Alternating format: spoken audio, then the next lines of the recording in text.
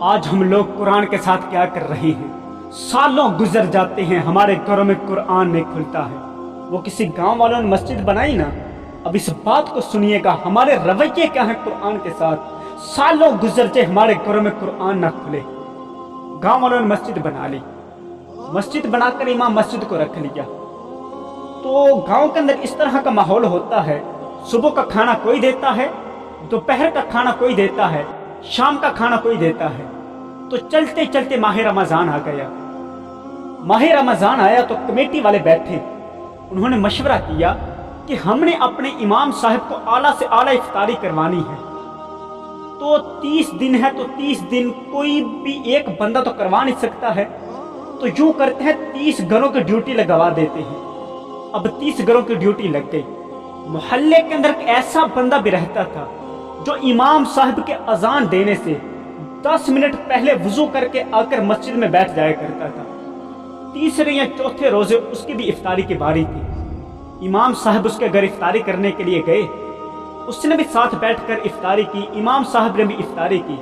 افطاری کر کے اٹھ کے جب امام صاحب اور وہ بندہ مسجد میں آئے نا، مسجد میں مغرب کی نماز ادا کر کے جس وقت وہ بندہ اپنے گھر میں گیا، اس کی بیوی طیش میں آ گئی۔ کہا یہ تم نے کیسا کاری رکھا ہوا ہے؟ کہا کیا ہوا؟ کہا ہمارے گھر میں کوئی بچہ بھی نہیں ہے، اور نہ امام صاحب کے علاوہ کہ ہمارے گھر میں آیا ہے۔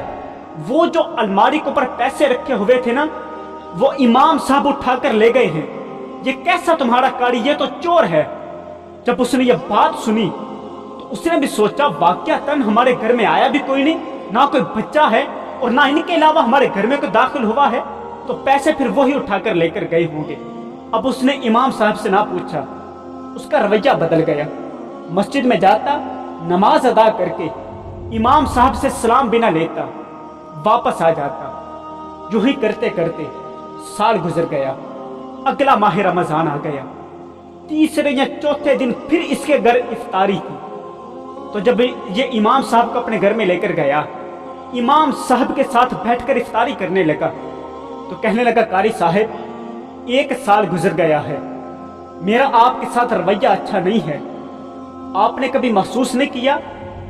فرمانے لگے بیلیا محسوس تو میں نے کیا تھا، لیکن میں امام مسجد ہوں، تو تم لوگ جانتے تو ہو کہ امام مسجد کسی سے بات کرنے کی طاقت نہیں رکھتا ہے، میں نے تجھ سے نہیں پوچھا تھا۔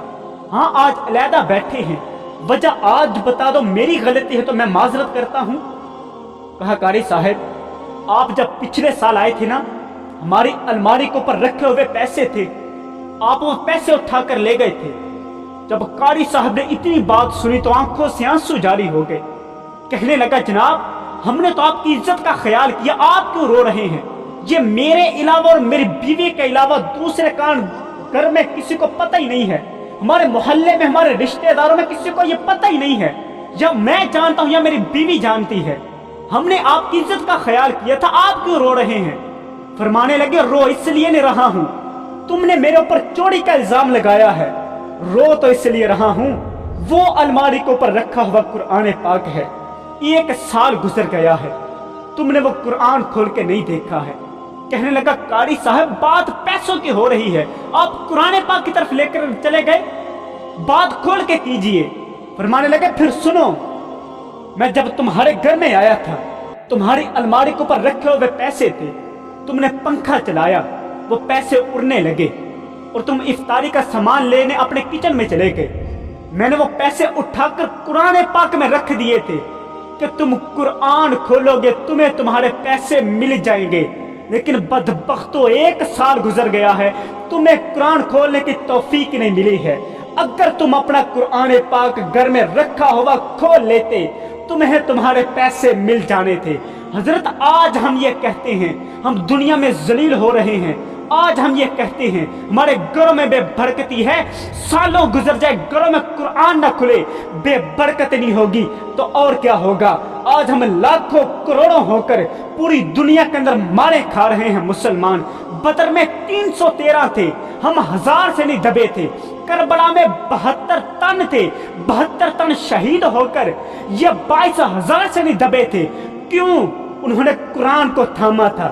علامہ اقبال اس موقع پہ آ کر رو پڑا، کہا واعظ قوم کہ وہ پختہ خیالی نہ رہی، برکے طبعی نہ رہی، شعلہ مکالی نہ رہی، اور رہ کے رسم ازاں روح بلالی نہ رہی، فلسفہ رہ گیا تلقین غزالی نہ رہی، مسجد مرثیہ خواہ کہ وہ نمازی نہ رہے، یعنی کہ صاحب اوصاف وہ حجازی نہ رہے، ہر کوئی مستے میں ذوق تن آسانی ہے، اور تم مسلمان ہو کہ یہ انداز مسلمانی ہے، حیدری فقر ہے نہ دولت عثمانی ہے، تم کو اسلاف سے کیا نسبت روحانی ہے۔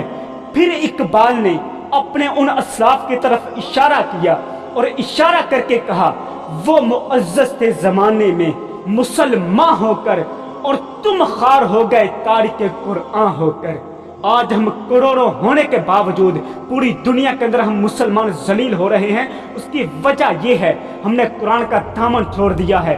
آج اگر ہمارے گھر میں بے برکتی ہے تو کوئی اور سبب نہیں ہے، حضرت ہم دین سے دور ہو چکے ہیں، ہم قرآن سے دور ہو چکے ہیں۔